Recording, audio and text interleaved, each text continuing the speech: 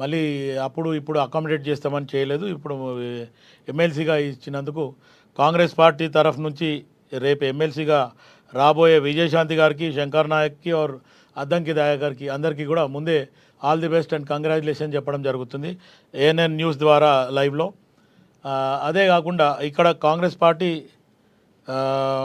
విజయశాంతిని మళ్ళీ వెలుగులోకి తీసుకురావడానికి కారణం అంటే హైకమాండ్ ఒక నిర్ణయం తీసుకోవడము. మొన్న కాంగ్రెస్ పార్టీకి వచ్చిన కొత్త ఇన్ఛార్జ్ ఎవరైతే మీనాక్షి నటరాజన్ గారు ఉన్నారో ఆమె కూడా ఒక 3 విభాగాలుగా మార్చడం జరిగింది. మొన్న ఒక పత్రికలో కానీ మీడియాలో చూడడం జరిగింది.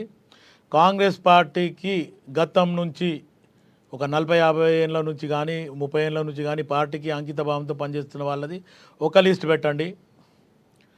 అదే కాకుండా ఎలక్షన్కి ముందు వచ్చిన వాళ్ళది ఒక లిస్ట్ పెట్టండి. కాంగ్రెస్ పార్టీ గెలిచి అధికారంలోకి వచ్చినాక ఒక లిస్ట్ పెట్టండి అని చెప్పి ఈవిడ 3 లిస్టులు తయారు చేయమని చెప్పి చెప్పడం జరిగింది. దాంట్లో ఈరోజు ఆ నిర్ణయం ప్రకారమే విజయశాంతి ఎలక్షన్కి ముందు ఉంది కాబట్టి ఆ మహిళని అనే రకంగా తీసుకురావడం.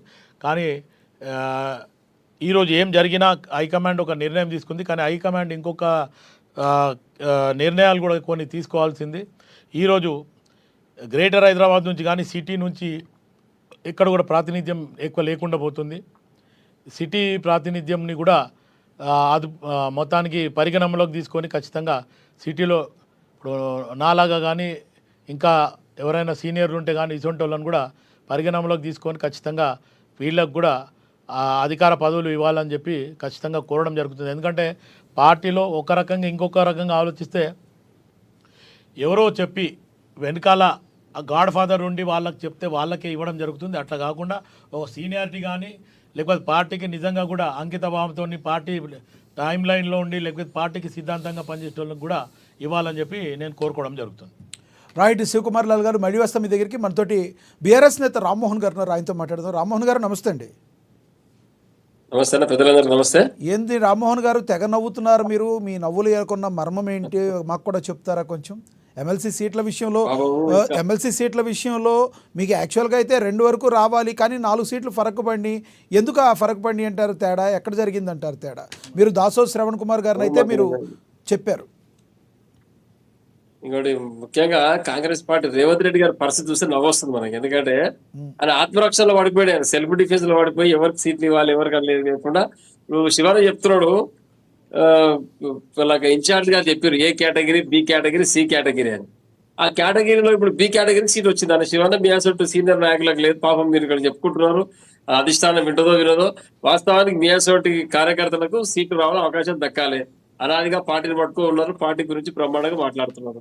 అది వదిలిపెట్టి చుట్టపుగా వచ్చి విజయశాంతికి సీట్ ఇవ్వడం ఏముంటుంది? ఎందుకు రామ్మోహన్ గారు విజయశాంతి గారు అంటే మీకు అంత కసి కక్ష? అంత గతంలో రాములమ్మ పార్టీని కూడా మీ పార్టీలో కలిపేశారు. ఆ తర్వాత కేసీఆర్ గారు ఒక రకంగా రాములమ్మ గారికి సరైన స్థానం ఇవ్వలేదని కథలుగా రాజకీయ విశ్లేషకులు కూడా చెప్తున్న పరిస్థితి. ఎందుకు మీ కేసీఆర్ గారికి రాములమ్మ అంటే అంత భయం ఎందుకు? తెలంగాణ పార్టీ తెలంగాణ వాదం మీద ఒక పార్టీ పెట్టిన తర్వాత విజయశాంతి గారి పార్టీలు విలీనం చేసుకొని ఎంపీ సీట్ ఇచ్చి గెలిపించడం జరిగింది. వారు సరిగ్గా పనిచేయక పార్టీ వదిలిపెట్టిపోయారు. తర్వాత బీజేపీలోకి పోయారు. తర్వాత 4 పార్టీలు తిరిగి ఈరోజు కాంగ్రెస్ పార్టీ పంచన చేరారు.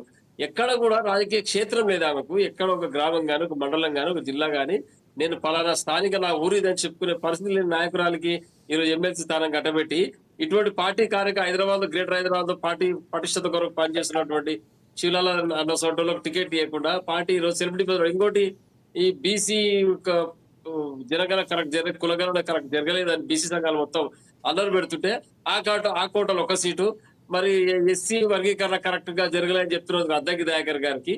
ఇట్లా ఈయన సెల్ఫ్ డిఫెన్స్ లో సీట్ ఇచ్చింది తప్పితే దయాకర్ గారి మీద ప్రేమతో కాదు, ఆ బీసీ సంబంధించిన వ్యక్తి గారి రామ్మోహన్ గారు ఇక్కడ ఇంకోటి రామ్మోహన్ గారు ఇక్కడ చాలా మంది ఆయన ఇప్పుడు ఒక గుడికి వెళ్ళామనుకోండి, భయంతో వెళ్ళామా భక్తితో వెళ్ళామా అని అది తర్వాత విషయం. గుడికి వెళ్ళామా లేదా అనేది ఇంపార్టెంట్. మరి ఒక దళితుడిని సీఎం చేస్తారా? మరి కేసీఆర్ గారు అది కూడా చేయలేదు కదా. ఏమైనా నెక్స్ట్ టైం ఏమైనా ప్రకటిస్తారా? ఇప్పుడు అంటే రాలేదు, నెక్స్ట్ టైం దళితుడిని సీఎం చేస్తారు మీ పార్టీ నుంచి గెలిస్తే? కేసీఆర్ గారు దళిత ముఖ్యమంత్రి చేయాలి అని ఆనాడు కోరుకోవడం జరిగింది. వారు చెప్పడం జరిగింది నోటి ద్వారా. చెప్తే తర్వాత అందరూ ఏం చేశారంటే, లేదంటే తెలంగాణ వచ్చిన తర్వాత మీరటువంటి మేధావులు అవసరం కాబట్టి మేమందరం కూడా దళిత నాయకులు అందరం కూడా పార్టీలో ఉన్న అందరు నాయకులు కూడా మీరు ముఖ్యమంత్రి ఉండాలని కోరుకుంటేనే వారు ఉన్నారు. తర్వాత రెండోసారి కూడా ముఖ్యమంత్రి అయింది. ఒకవేళ మొదటి మాట తప్పని తేలింటే రెండోసారి ముఖ్యమంత్రిగా కేసీఆర్ అయ్యే